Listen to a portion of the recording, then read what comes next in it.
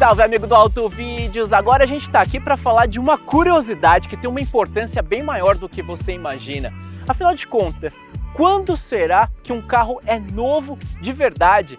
Toda hora você vê por aí, é novo Duster, é novo aquele carro, nova não sei o quê, mas será que é novo mesmo?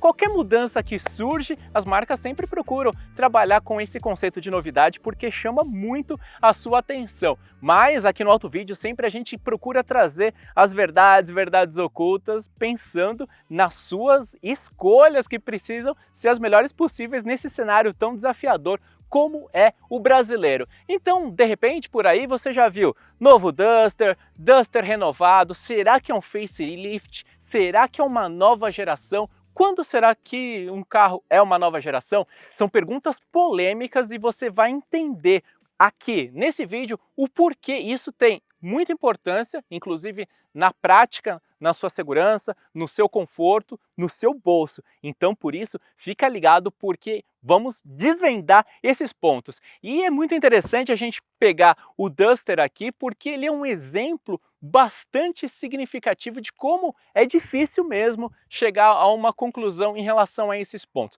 Então vamos começar pelo básico aqui. Quando um carro novo é novo de verdade? Quando se trata de uma nova geração efetiva, um projeto que nasce completamente com novos parâmetros e novos padrões.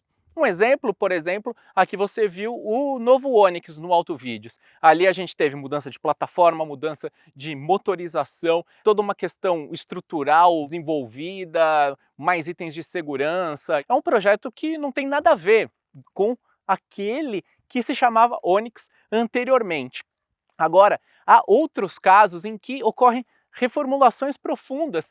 Então, às vezes, até internacionalmente, alguma geração recebe o nome de geração número X,5.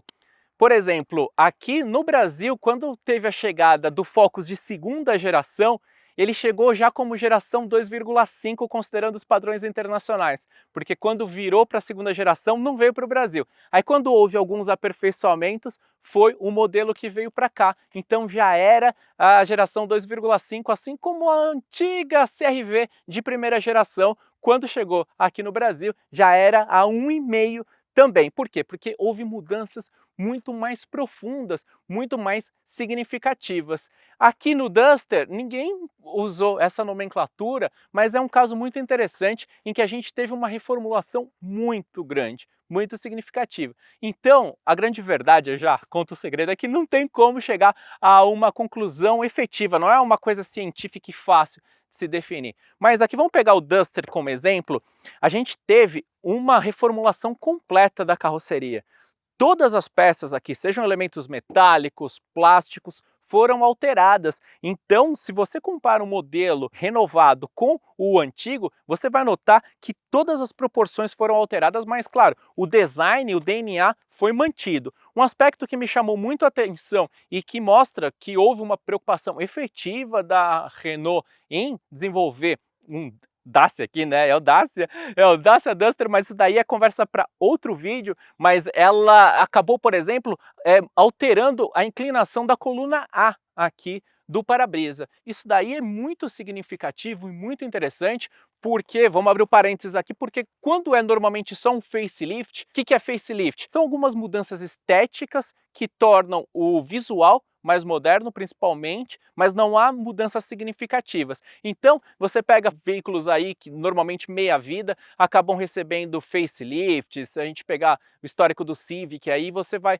acompanhar como são alguns facelifts de meia vida e pegar outras montadoras que fazem uma série de facelifts. Aí vamos pegar, por exemplo, o clássico caso do Golf de quarta geração que chegou aqui em 98. Aí ele foi sofrendo vários facelifts, tem gente também que o chama de geração 4,5 ali porque teve uma vida longa de 98 a 2014, 2013 e 2014 no Brasil. Enquanto, olha só a sequência de gerações na Europa, em que houve mudanças significativas. Enquanto aqui no Brasil a gente teve a quarta geração dele até 2013 e 2014, a quinta geração dele já estava terminando em 2009. A gente estava falando aqui do Duster, então a carroceria foi totalmente alterada, mas a plataforma sofreu aperfeiçoamentos. Se a gente voltar no tempo, ainda a base dela é a B0, que é utilizada desde o começo dos anos 2000 por veículos com proposta mais de baixo custo pela Renault, Dacia e pela Nissan também, que faz parte da aliança. Nesse caso aqui, eu estava falando que houve seriedade da Renault em fazer uma renovação mais profunda. Essa plataforma recebeu reforços estruturais, mais 12,5% de rigidez torsional. Só que o motor dele é 1.6, que não é um motor antigo não, é um motor que chegou, se eu não me engano, em 2016 no mercado, esse 1.6 SCE, que é um motor bacana, é bloco de alumínio, traz um aspecto interessante. Agora, quando a gente pega outros carros, você vai ver que tem motores jurássicos rodando ainda. E a gente vem com essas histórias de facelifts e tudo mais. Aqui no Autovídeos a gente já falou, por exemplo, do motor e-torque da Fiat, que também vem lá desde o começo dos anos 2000. Sem contar alguns outros casos aí, como os veículos jurássicos mesmo. A Montana, que tem a plataforma do Corsa A aqui do Brasil, que chegou em 94. Então você está vendo como são essas questões todas. E ali, quando eu estava falando do facelift, então são mudanças mais pontuais e às vezes vem essas questões de marketing e propaganda falando de novo. E o pior, quando tem aquele lance de falar que mudou de geração sem mudar. Então se a gente pegar o caso do Gol, é uma grande piada ter uma série de gerações, quando na verdade o Gol ficou por muito tempo com a mesma plataforma com a qual ele chegou lá no começo dos anos 80 e depois houve alguns facelifts e a galera já sai chamando de nova geração. Então, pessoal, é importante tomar muito cuidado e você que acompanha o Autovídeos, é uma curiosidade para você. Você lembra que antigamente ninguém falava esse assunto de geração?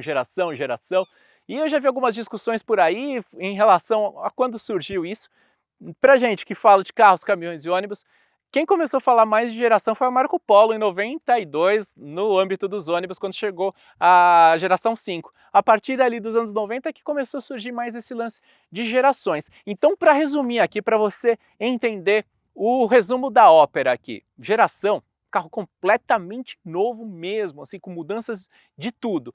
Se de repente manteve a plataforma, mas mudou profundamente mesmo, estruturalmente, toda a carroceria mesmo, inclusive as partes, né, dos arcos, de todas as colunas, como não foi o caso aqui do Duster, foi só a primeira coluna que teve uma mudança.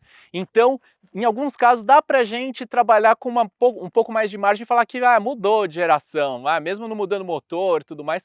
Caso do Corolla, que manteve a plataforma lá do modelo Brad Pitt de 2003 até a chegada desse último modelo aqui, então teve uma série de aperfeiçoamentos e teve gerações diferentes, mesmo não mudando plataforma, porque as mudanças foram muito fortes na carroceria inteira, no projeto, então realmente houve mudanças nesse sentido. Agora, facelift, é isso aí, pequenas mudanças e tudo mais. E agora uma renovação mais profunda, caso do Duster, caso desses modelos que a gente falou de uma geração que recebe o 0,5 na frente.